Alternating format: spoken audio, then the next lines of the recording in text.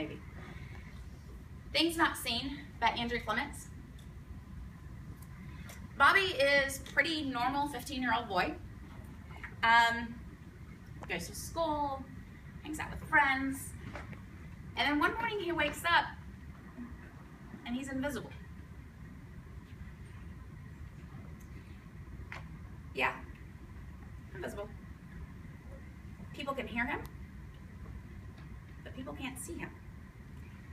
He doesn't even see his own reflection in the mirror, but he knows that he's there. His parents, they're a physicist and a professor.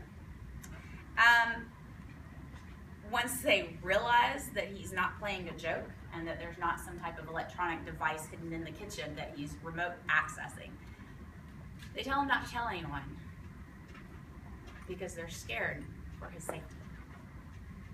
His dad, the physicist, says, this could be big.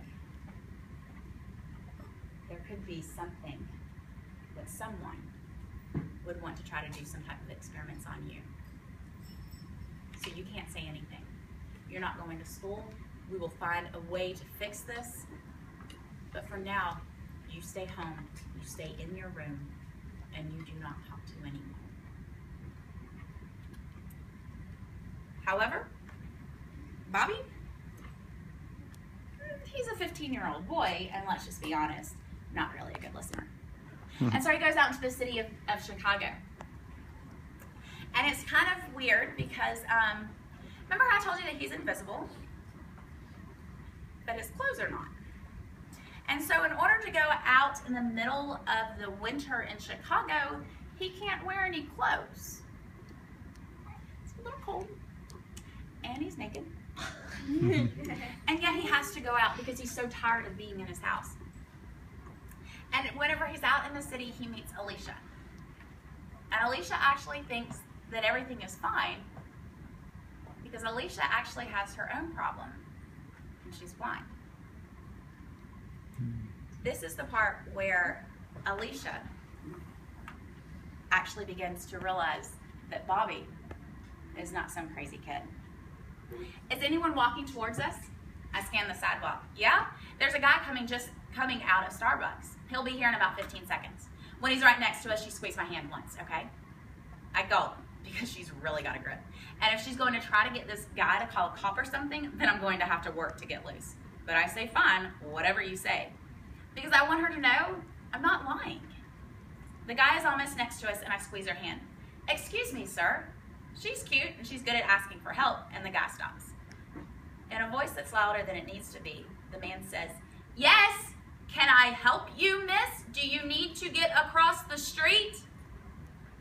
My heart is jumping around in my chest and I'm tense, ready to cut and run. Alicia smiles at the man and says, this guy here next to me, can you tell me if he's taller than I am? We've been having an argument because I think I'm taller than he is. What do you think? And her hand tightens around man. The man is torn. He doesn't see a thing. I can tell this guy is worried that he's going to hurt this little blind girl's feelings. But he clears his throat and says, the guy there next to you? Miss, actually there's no one there. She shakes my hand like a puppy shaking a rag. He's right here, I'm holding his hand. Who's taller, can you tell? Her voice is shrill, almost frantic. The guy doesn't like to be called a liar.